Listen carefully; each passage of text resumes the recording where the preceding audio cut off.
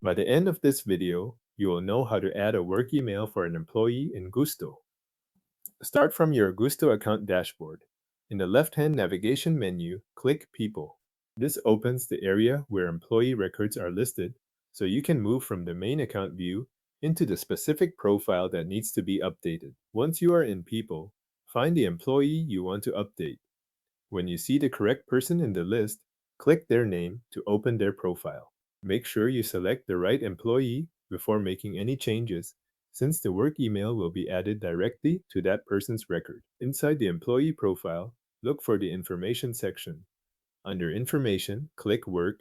This takes you to the part of the profile that contains employment-related details, including the place where a work email can be added or updated. In the Work area, find the Work Email section. When you locate it, click Edit. This opens the option to make changes in that section rather than only viewing the current information on the profile. A window labeled Add Work Email will appear. In that window, click Add Work Email.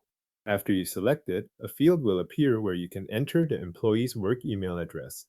Type the work email into that field using the correct address for the employee's account. After entering the address, pause for a moment and review it carefully. Check that the spelling is correct, that the domain is entered properly, and that there are no missing characters or extra spaces.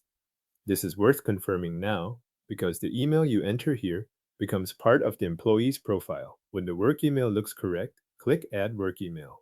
That saves the new address and applies it to the employee's record in Gusto. If the page takes a moment to update, wait briefly for the change to appear. Once the update is complete, confirm that the work email now appears in the employee's profile. You should see it listed in the work email section, which lets you verify that the address was added successfully and saved in the right place. That completes the process for adding a work email for an employee in Gusto. Thanks for watching. The employee's work email now appears in their Gusto profile.